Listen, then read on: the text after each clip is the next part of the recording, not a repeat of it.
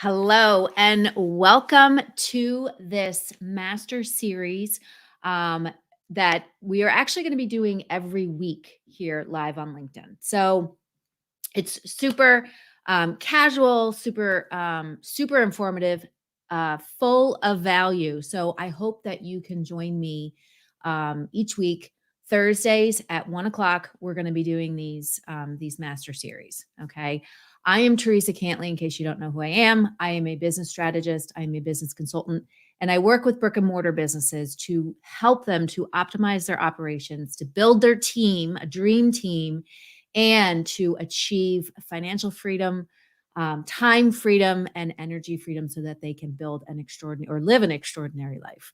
So, we are here today. We are talking all about the customer experience. You hear a lot about, you need a really good customer experience. Everything is about customer experience now.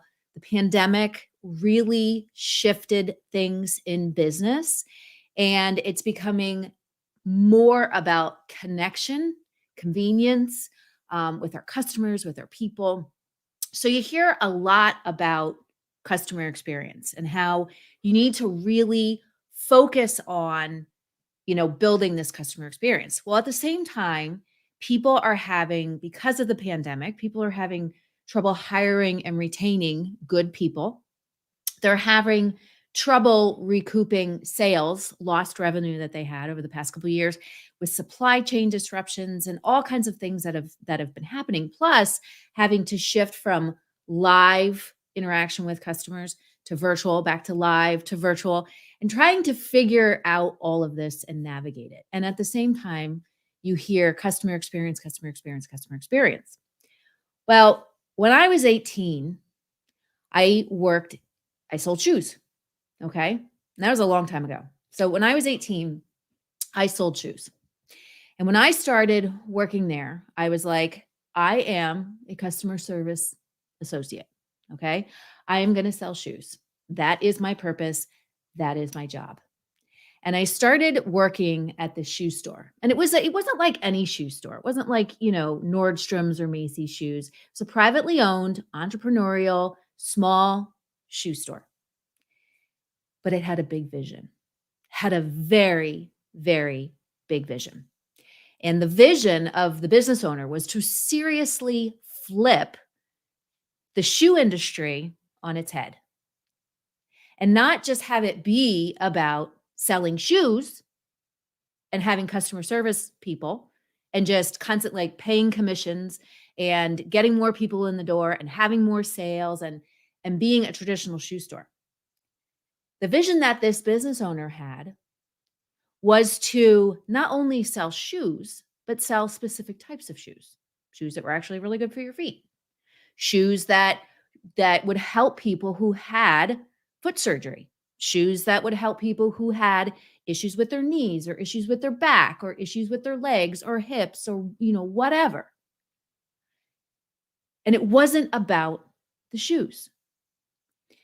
But even more so, what it was about and how he wanted to accomplish this big vision of not just being a regular shoe store, but actually selling these different types of shoes that were really good for your feet. And if you liked high heels and you wanted to wear high heels, you could buy them there, but they were really good shoes. You didn't have to cramp your toes into them. But if you also had back problems, or we had a customer who was in a car accident and couldn't walk. She broke her pelvis. She broke her femur, couldn't walk for 9 months, and then came in to get fitted for special shoes. And the thing is that we were the only place in the area that did this. But here's the thing. In order to accomplish that vision, it wasn't just about getting more people in the door. And it wasn't about the first thing that he wanted to do had nothing to do with the customer, the experience that the customer would have. No. The first thing that he did was he developed a training program for his employees. And it was a training program for his employees, but also what type of employees did he need in this business to carry forth this vision, this big vision that he had. And he developed a training program where you learned about all the different types of shoes. You learned about foot problems. You learned about how to fit people correctly. You learned about what type of shoe was great for what type of ailment that someone might have. And we also had training with actual podiatrists and orthopedic surgeons and people who were physicians that were working with these people so that we could sell them better shoes. And he had a whole system developed to train people, to continue to educate them, to bring people in on a regular basis to continue that education for his team. And there were also incentives and sick time and vacation time and things that he offered to take care of his team. And what I learned from that experience when I was 18 years old, which is a very, very, very long time ago, but working for that entrepreneur, is that the customer experience is more about the internal piece than the external piece. So let's take a look about what really is an experience. So by definition, it's something that you do or that happens to you, especially something important that affects the way that you see the world, affects the way you think, affects the way you look at things, affects the way, whatever. Okay. So when you go into a store and the experience that you have when you go into a restaurant or you go into a retail store, you go into a yoga studio, or even when you're working with an insurance company and you're talking to somebody on the phone, that experience is something that happens to you, something that you experience, and it affects you. Okay. You always hear how people treat you. They remember more how they get treated than what you actually said, right? How you made them feel than what you actually said. So when we look at that definition and we look at the customer experience, okay? When we look at the definition for culture, so let's look at culture now. So culture is a set of behaviors, core values, beliefs, procedural norms that determine how employees and management interact and handle business. And it actually guides how employees think, how they feel, how they act. It affects the social and psychological environment of the organization. So if the culture is in an organization is not clearly defined and is not very apparent or defined to the internal people, to the employees, it's not clearly defined. If people are miserable, if people, don't really understand what the vision of the business is or the mission of the business is, then how can you create an experience on the outside for your customers? And I know a lot of businesses try to do this. I mean, I have worked for businesses that focus on that external piece and not the internal piece, expecting that you're going to be able to grow sales when everybody inside doesn't feel empowered, is miserable, is unhappy, doesn't really understand what the greater vision is and mission is for the business, and also doesn't really have a connection with management. So, how can you expect employees to carry out a great experience for your customers, to be able to sell if they're selling, or be able to serve at a higher level if they don't feel empowered and are kind of miserable in what they're doing, right? It doesn't make sense. So, this is why culture, having a clearly defined culture, being able to attract and hire and retain good people, people that align with what you're trying to accomplish, is so, so key. And this is why I say when we build businesses, we have to build from the inside out and not from the outside in. So when we talk about culture, because now you're probably like, okay, I understand. All right. So how do you build that culture? How does this work? Well, there's three core components, three critical things, three critical key areas that you need to build into your culture to have that or to create that healthy, wealthy, fulfilled, happy environment. An environment that people want to come to work every day, that people feel empowered and they understand what they are doing and how that impacts the business. So let's start with the first one, connection. Connection and communication. Okay. I I my first business was a brick and mortar store. And my brick and mortar store, I had with a business partner, my best friend and business partner. And she used to say to me all the time, she actually passed away this year or in 2021. And she used to always say to me that people always think that their purpose is to sell, to work harder, to, it's their purpose is based on their title.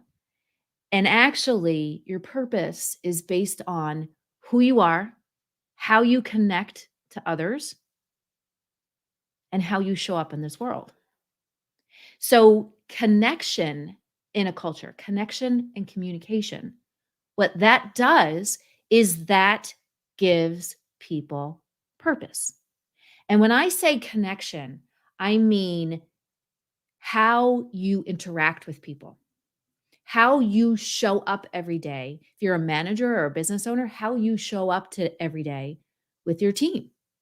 I had a client one time where every time the head of the business would come in, they would have their head down, someone would say good morning and they would grump at them. And how do you think those people felt?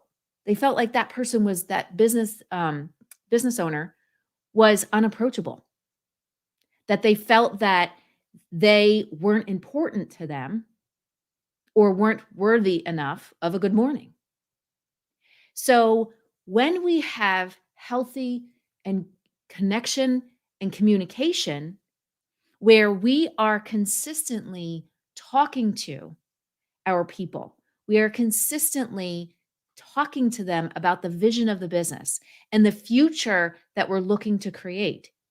And we talk to them about what each one of their individual purposes within the business. It's not just about coming in and punching a clock. It's not just about making money for the business. It's not just about working hard, having your head down, and just doing what you need to do. And then come Friday at 5 o'clock, you're out the door. It's more about what each individual's purpose is. Back to my shoe store example, our purpose wasn't to sell shoes. No, it wasn't. It was to help people. It was to help people feel good. It was to help people heal. It was to help people be pain-free. And that aligned directly with the vision that the business owner had for the business to build a store, a shoe store that actually helped people and wasn't just about selling shoes. And quite frankly, they were very high-end shoes. And he made he had a very lucrative business off of it. So when we are able to have that deeper connection with people, we are able to give them purpose. They understand their purpose in the business. They understand how important they are in the role that they do, no matter what role that is. And they also understand how their role fits into the greater purpose of what the business is trying to achieve. And when you have that, that leads to empowerment. So when people understand their purpose, they have greater clarity on what they can do and how they can help to make the business successful. And when people have purpose, how do they show up? Do they show up sad, mad, angry, frustrated? irritated when when they're trying to work with customers, short. No. When they understand purpose, their purpose, and they understand how important they are to the business, they show up that way to customers. And having connection and communication and that purpose as one of your key things in your culture is going to help to have that healthy, wealthy, fulfilled culture. So, number two, integrity and alignment. Most businesses don't necessarily have an achievement problem. They can achieve things, they can get tasks done, they can roll projects out, they can, achieve sales numbers. But the problem is, and that only lasts for so long. The problem is that they don't have that alignment. And when I talk about alignment, I mean alignment with your mindset, alignment with your actions, alignment with your goals, and alignment with what is it that you are striving for.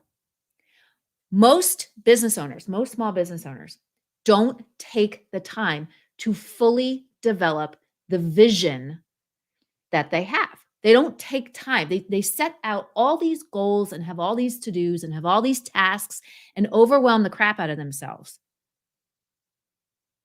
But if they took a half a day every week, even a couple hours every week to realign, to determine, to fully design what their vision for their business is, and then go back and look at what are all the things that you have on your list? What are all the things that you want to accomplish? Go back and see if those align. I worked with a client in last year, and they were in the manufacturing industry. And they came to me and were so overwhelmed and so frustrated and so just burned out and thought that achieving success was not going to be possible for them. This was their third business that wasn't working, that wasn't profitable. They hadn't paid themselves. And they said, "We don't think that success is possible for us.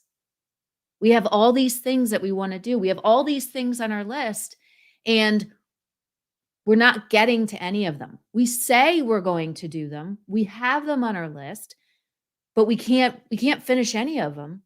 And we feel like this isn't going to happen. That success is just not going to happen for us. Why did we even start this business anyway?" So when we go back and we look at it and we say, "Okay, what is the vision that you have for this business? What do you want to do within the next year, in the next 3 years?" And when you start to develop that, you can see that the actions that you have on your list, the things that you've communicated to your team do not align with that. The things that you also have said that you were going to do, you never did. And many times over, as I saw with this client, they would promise their team, "These are the things that we're going to do," and then didn't come through with it because they were so overwhelmed over here and at many times over forgot that they were supposed to do what they said they were going to do, and they didn't. So when we took a look at everything and said, how can we get back in alignment with what is it that you're doing, your goals, your tasks, your projects, with what it is that you want to accomplish, as well as what are you promising your employees? What are you telling your employees you're going to do for them and for the business that you're actually not doing? How can you stay in integrity with yourself, with your team, and do what you say you're going to do? If you say, "We're going to launch this vacation time, pay time off," but it never happens, how are those people going to feel? What is that culture going to feel like? It's going to feel like one of, well, they say they're going to do this and they promise these things and they never happen. And I've heard, I over the years, I've heard that a lot. And I actually worked in an environment years ago where they would tell us a retirement program is coming, a specific addition to the retirement program, and it never happened. Or they would promise you a raise, or they would promise you a promotion, and it never happened. Even though you worked your ass off, even though you worked so hard, and it never happened. Or we're going to get this new line of XYZ in, and it never happens. So if you can align with your goals, your projects, your tasks, with what it is that you're trying to accomplish, that future you're trying to create, how can you expect anybody else to, right? And if you can't stay in integrity with your team, how are you going to expect your team to do that? But when you do, just like my client, when you do, when you stay in integrity, when you say, we are going to train you, we are going to have education programs, we are going to have workshops, we are going to make sure that you have knowledge, which is the second key that goes with integrity and alignment. That is when your team will soar. And that's exactly what happened with my client. When they got in alignment and they stayed in integrity with what they said they were going to do, the morale in the business went up. The things that they were able to achieve went up.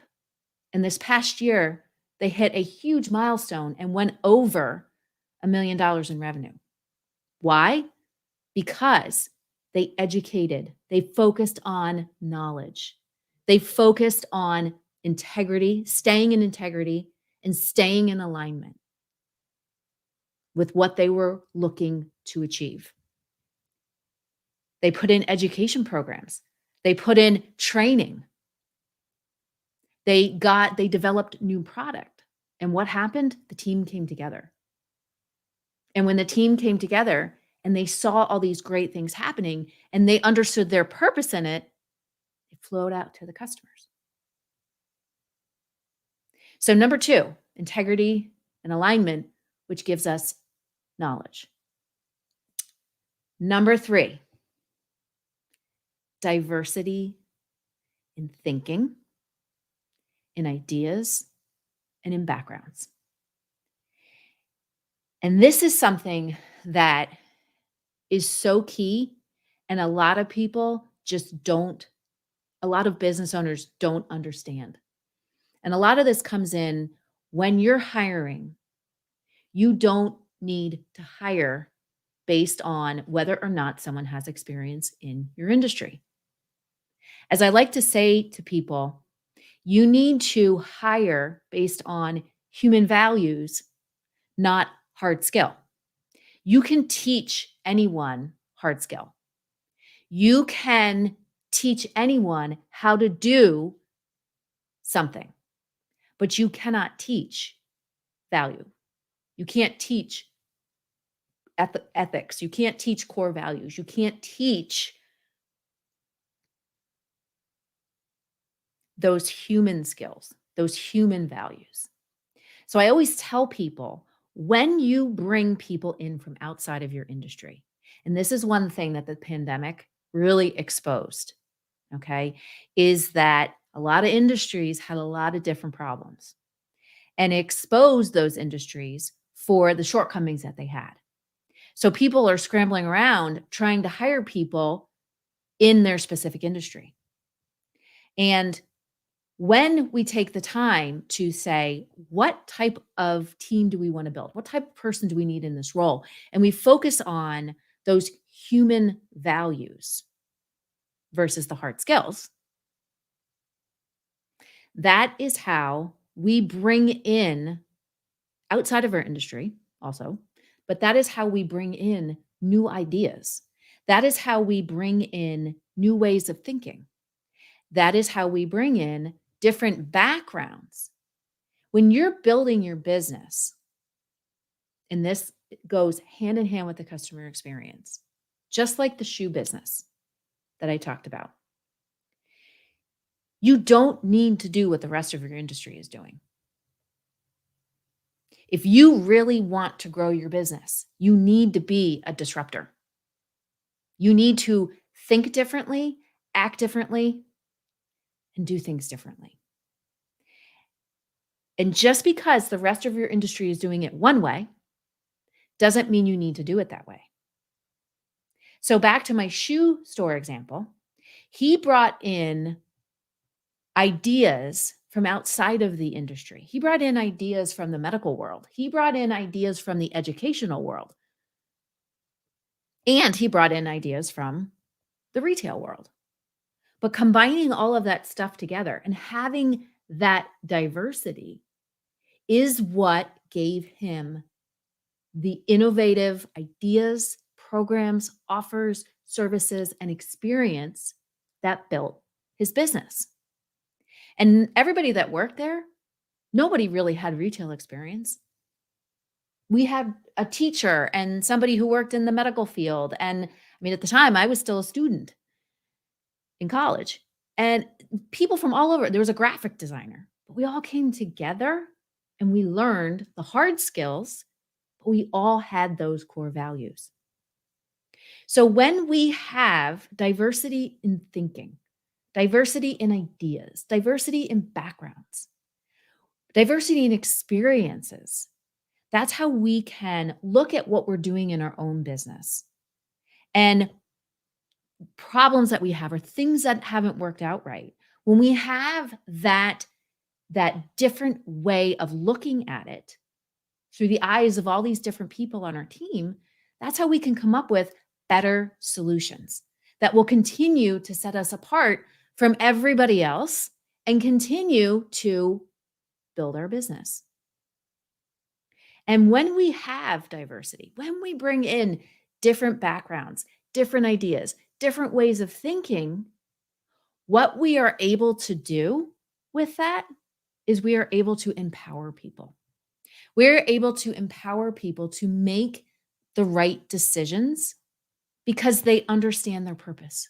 They have the knowledge and they're empowered because they understand how we want to do things. Because they know that even if they have an idea that is different from anybody else's or different, it's different than anything that's happened in the industry, they know they can present it.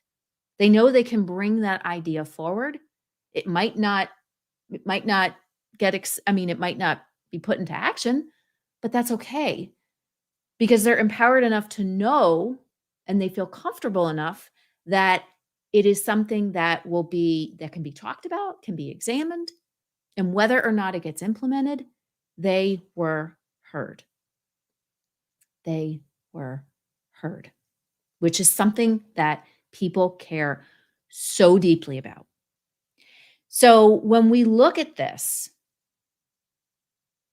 especially the diversity in thinking and having those innovative ideas, that is how we can go from a chaotic culture, a culture of dysfunction. And when you have a culture of dysfunction and you're trying to create this customer experience, it ends up becoming like a facade because people are miserable. I will never forget several years ago, my husband and I went on vacation into the Caribbean. I went to this beautiful resort. Beautiful. It was recommended, highly recommended to us by friends of ours and by our travel agent. And we go to this resort and it's beautiful, beautiful. The buildings are beautiful. The scenery is beautiful. Everything is beautiful. And we start talking to the employees and finding out the employees are miserable. And we could see why the experience there wasn't really what we were told it was. It wasn't this 5-star, great experience. It was kind of cheesy. And again, employees started coming to us and complaining while they're like, waiting on us. While they're, we're in restaurants and they're making our drinks, and they're complaining to us about the business, about the facility about, and it was just the prime example of when your culture is dysfunctional and you're trying to build this amazing customer experience, the two are not in alignment and the business will never grow. Never. Until you fix and define that culture. So the three things, just in review, that you have to build a healthier culture, a culture where people are super excited to come to work and want to really serve the community, the customers, all the key stakeholders. You want to have connection and communication, which leads to purpose. You want to have integrity and alignment, which leads to knowledge. And you want to have diversity in thinking and ideas and background, which leads to empowerment. And when you have all of those things together, that is how you can start to build and define that culture. And when we start from the outside, which is what a lot of people want to do, a lot of business owners want to start with the outside. They want to start with sales. They want to start with customers. They want to start with marketing. They want to start with all that stuff on the outside. But the inside is broken. So when we start on the outside, we become and we think transactionally. Customers are just numbers. Employees are just numbers. And that's how we start to erode our profits. That's how we start to erode the success of the business. But when we start from the inside and we fix the inside, we take care of the inside, we take care of our people, we take care of our team, we hire the right people. And when we hire them, we train them, we give them knowledge, we explain their purpose, we explain the vision. Then we become relational and we're able to disrupt our value and build a better business. A lot of people, and you might be thinking this, well, Teresa, I just want to increase my sales. I just want to have more sales in my business. I understand what you're saying about the culture, but right now I just need to build, sales. Our costs have gone up. Our expenses have gone up. I'm struggling to hire people. I understand the culture, but I just want more sales. But if I asked you, if you 10x your sales right now in your business, if you started on the outside and you had more sales coming in, do you have the right team to handle that? Do you have that right foundation to handle the increase in revenue? Do you have the right processes? Do you have the right capital? Do you have the right people? And again, all of those things get wrapped up in culture. Do you have the right culture? Is your culture well defined? Is it healthy? Does it give people a sense of fulfillment? And if you answer no to all of that, increasing sales is not what you need to fix. What you need to fix is that culture piece.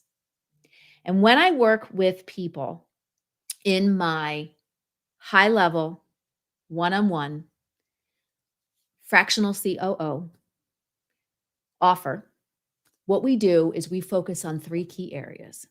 We focus on figuring out your strategy, which includes your vision, your mission, purpose, core values, all of that stuff, your role as a business owner. And the second thing that we dig into a lot is we dig into the culture. We dig into how we can build a better culture, how we can define a culture that is going to promote success and creativity and, again, diversity, and how that will then fit into the third piece, which is the customer experience. And when we have those three pieces together, we have a resilient business that is a wealthy business. And I don't mean wealthy necessarily just financially. It's wealthy internally and externally, as well as we make a greater impact in our community around us, with our customers, with our people, and just even beyond that. So, if you want to know what it's like to work with me, I'll tell you. The experience when you work with me in as a fractional COO is we dig in. I am the person that actually gets into the trenches with you. We figure stuff out. We start with the foundation. We build that strong foundation of a clear strategy, of a well-defined culture, and of a unique customer experience that is relational and not transactional. And we really get into it and really define what is it that you're trying to do beyond your products and services. And how do you want people to know you? How do you want to be known in the world? And we dig into this and we work on this for 6 months. And then the next 6 months is full implementation and just really seeing building the first 6 months and the foundation, what it can really do to really start scaling your business. And people who work with me, they are people that need to do the work, that are willing to do the work, that are willing to see things differently, that are willing to accept that they have been fighting for their own limitations and it's time to let that go. And if you are one of those people and you are ready to take the next step, I want to help you. I want to help you and I want to see you achieve success. And if you do the work and you do what I tell you to do, when we work together, you will get more time and energy and freedom back in your day, back in your life, back in your business. And you'll be able to achieve all of the things that you want to achieve beyond what you ever thought was possible. I have a client, when I first started working with him, he was ready to close his doors.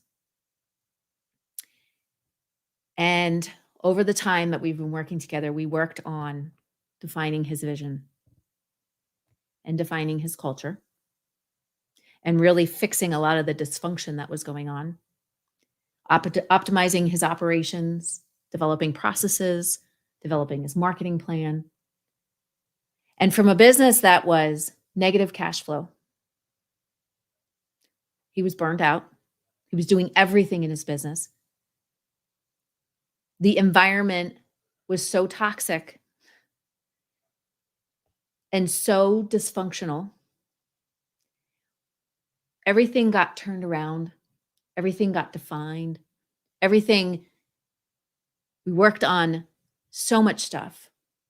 And he was able to hit almost 1.3 million and have a 40% increase in net profit. Net profit, 40% increase. Amazing, right? And you can do that too. Again, if you do the work. If you are very serious about building your business, if you are serious about, the past 2 years, really, it was like a confusion for everybody, up and down and up and down. And if you're ready to do the work and to get off that roller coaster and to, yes, we have uncertain times right now, but that's okay because from uncertainty, what can come out of it? Certainty, right? And the way that we do that is through knowledge. The way that we do that is through clarity. So if you're ready to do this, the next thing I want you to do, I'm going to have a link below. Let's jump on a call. Let's jump on a call and let's talk about this. Let's talk about what's possible for you. Let's talk about what makes the most sense to really start developing and defining your culture so that you can achieve that top level revenue goal, but even more important is achieving that profit goal. being able to do all of the things that you've wanted to do because you now have cash in your bank account, being able to step back from the business and focus on growing the ideas and the things that you've always wanted to do, but never had time because you were focused on the wrong things. You were out of alignment.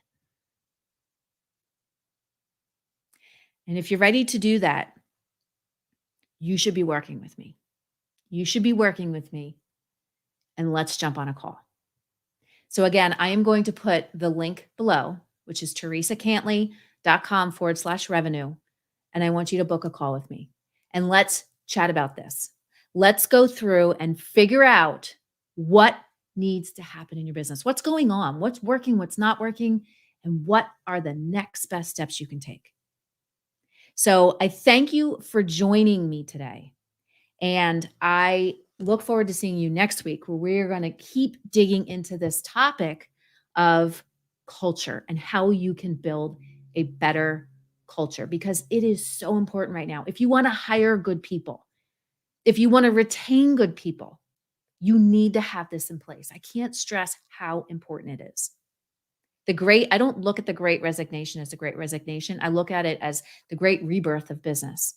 And those who choose to look at their business differently and shift the way that they think about things are the ones that are going to succeed. The other ones are the ones that are going to continue to struggle. And who knows? So if you want to go to the next step, then you need to work with me. And let's do this together. So thank you for joining me, and I look forward to seeing you here next week at the same time.